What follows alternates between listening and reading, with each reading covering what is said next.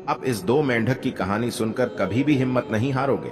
एक बार मेंढक का ग्रुप कहीं घूमने के लिए जा रहा था। तभी उनमें से दो मेंढक गहरे गड्ढे में गिर जाते हैं।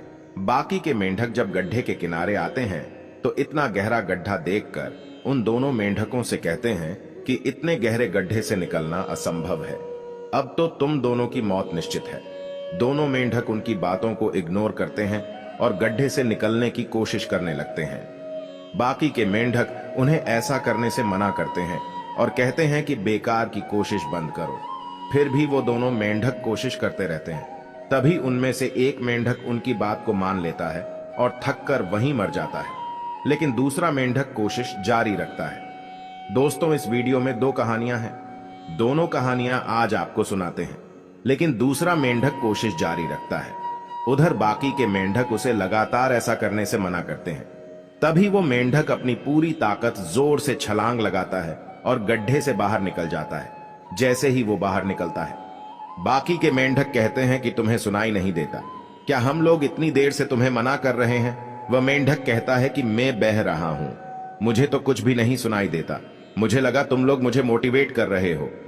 कहते हैं ना कि आपके शब्दों में इतनी शक्ति होती है कि आप किसी हताश व्यक्ति में जान डाल सकती है और जिंदा व्यक्ति को मुद्दे से भी बदतर कर सकती है। और हाँ, कहानी अच्छी लगी है तो लाइक जरूर करें, और जो भगवान पर विश्वास रखते हैं वो कमेंट में जय श्री कृष्ण अवश्य लिखें। राधे राधे। अब चलिए हम आपको दूसरी कहानी सुनाते हैं, एक चतुरी और डाकू की कहानी। एक गांव में एक चमार रहता था। वह बहुत बुद्धिमान था, इसलिए उसे सब चतुरी चमार कहा करते थे। बस हुआ और उसकी पत्नी इतना सा ही आदमी था उसके परिवार में। इसके बावजूद बेहद गरीबी में वे अपने दिन गुजार रहे थे। एक दिन चतुरी ने शहर जाकर पैसे कमाने की बात सोची।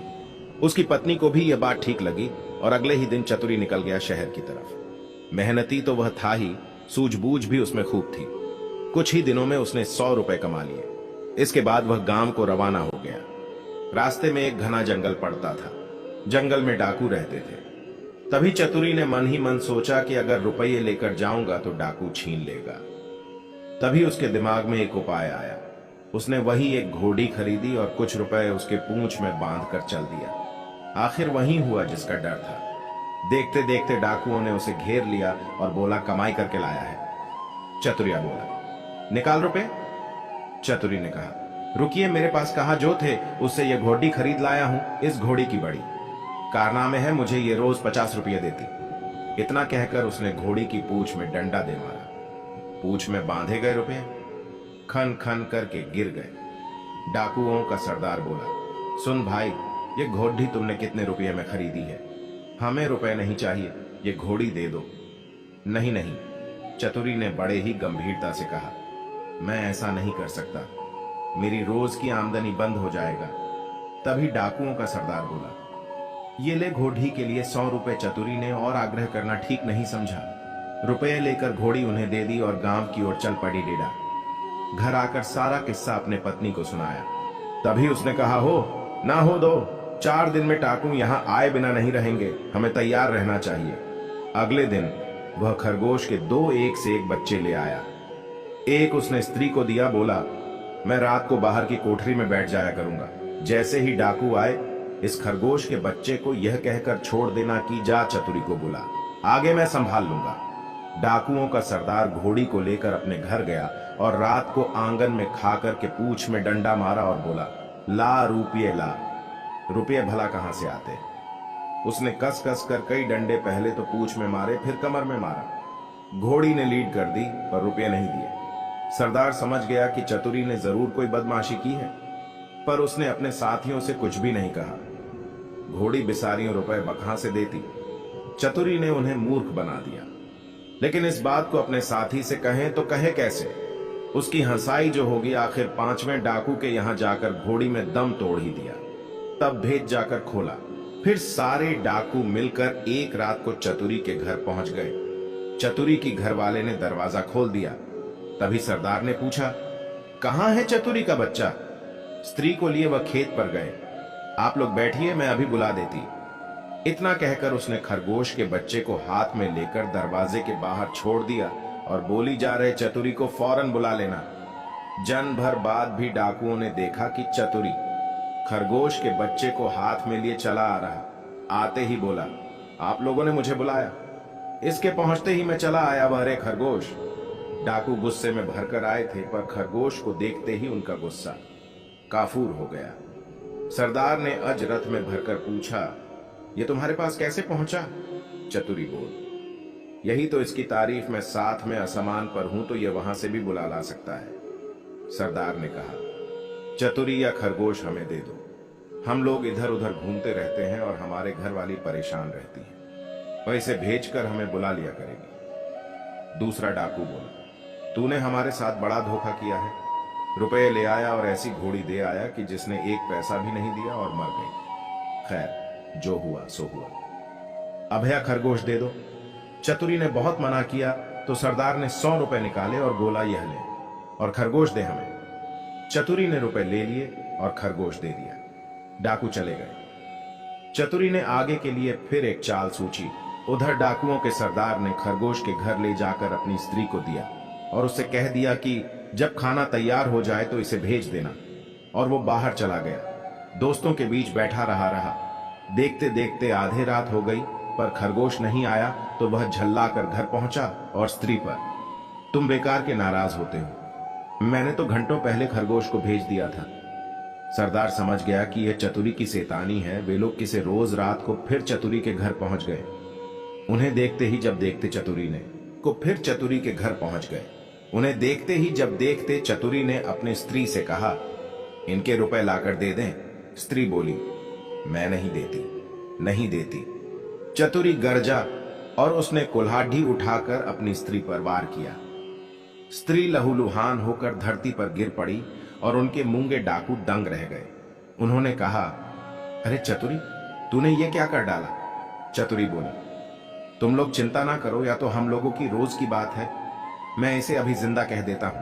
इतना कहकर वह अंदर गया और वहां से एक सारंगी उठा लिया। जैसे ही उसे बजाया कि स्त्री हंसती भी खड़े हुए। चतुरी ने उसे पहले से ही सीखा रखा था और खून दिखाने के लिए वैसा रंग तैयार कर लिया था। नाटक को असली समझकर डाकुओं का सरदार आश्चर्यचकित रह गया। उसने कहा, चतुराई भैया या सारंगी तू हमें दे दे। चतुरी ने बहुत आनाकानी की तो सरदार ने 100 रुपए निकालकर फिर उसे दिए और सारंगी लेकर वहां से चले गए। घर पहुंचते ही सरदार ने स्त्री को फटकारा और स्त्री कुछ तेज हो गई तो उसने आव देखा न था। कुल्हाड़ी लेकर गर्दन अपनी स्त्री की अलग कर दी, फिर सारंगी लेकर बैठ गया। बजाते बजाते सारंगी के तार टूट गए, लेकिन स्त्री ने आंखें नहीं खोली। सरदार अपनी मूर्खता पर सिर ढूंढ कर रह गया और अपनी बेवकूफी की बात उसने किसी को बताई नहीं और एक के बाद एक सारी स्त्रियों के सिर कट गए। भेद खुला तो डाकुओं का पारा आसमान पर चढ़ गया। वह फौरन चतुरी के घर पहुंचे और उसे पकड़े कर एक बोरी में बंद कर दी और नदी में डुबोने ले चला। रात भर चलकर सवेरे में वे एक मंदिर पर पहुंचे। थोड़ी दूर पर नदी थी। उन्होंने बोरी को मंदिर पर रख दिया और सब हाथ मुंह धोने चले गए। उनके जाते ही चतुरी चिल्लाया, मुझे नहीं करनी, मुझे नहीं करनी। संयोग से उसी समय एक ग्वाला वहीं पर गाय भैंस लेकर आया। उसने आवाज सुनी तो बोरी के पास गया। बोला, क्या बात है? चतुरी ने कहा, क्या बताऊं, राजा के लोग मेरे पीछे पीड़िते हैं कि राजकुमारी से विवाह कर लो, लेकिन मैं कैसे करूं? मेरी शादी हो गई है, फिर भी लोग मुझे पकड़कर बाहर शादी करने के लिए ले जा रहे हैं। ग्वाला बोला, भैया मेरा नहीं हुआ है, मैं इसके लिए तैयार। इतना कहकर ग्वाले ने झटपट बोरी को खोलकर चतुरी को बाहर निकाल दिया और स्वयं बंद हो गया। बोरी में चतुरी उसकी गाय भैंस लेकर 9, 10, 11 हो गया। थोड़ी देर में डाकू आए और बोरी ले जाकर उन्होंने नदी में पटक दी। उसे संतोष हो गया कि चतुरी से उनका पीछा छूट गया, लेकिन लौटे तो रास्ते में देखते हैं कि चतुरी सामने। उन्हें अपनी आंखों पर विश्वास नहीं हुआ। पास आकर चतुरी से पूछा, क्या बे तू यहाँ कैसे? वह बोला, आप लोगों ने मुझे नदी में उथले पानी में डाला, इसलिए गाय भैंस से ही मेरे हाथ पड़ी। अगर गहरे पानी में डाला होता तो हीरे जवाहर मिलते। हीरे जवाहरात का नाम सुनकर सरदार के मुंह में पानी भर आया और बोला, भैया चतुरी, तू हमें ले चल और हीरे जवाहरात दिलवा दे। चतुरी तो यही चाहता ही था। वह उन्हें लेकर नदी पर गया। बोला, देखो जितनी देर पानी में रहोगे उतना ही लाभ होगा। तुम सब एक एक भारी पत्थर गले में बांध लो, लोभ ही क्या नहीं करता। उन्होंने अपने घरों में पत्थर बांध लिए और एक कतार में खड्डे हो गए। चतुरी ने एक एक को धक्का देकर नदी में गिरा दिया। सारे डॉक्यूमेंट से हमेशा के लिए छुटकारा पाकर चतुरी जलमार्ग गाय भैंस लेकर खुशी खुशी घर लौटा और अपनी स्त्री के साथ आनंद से रह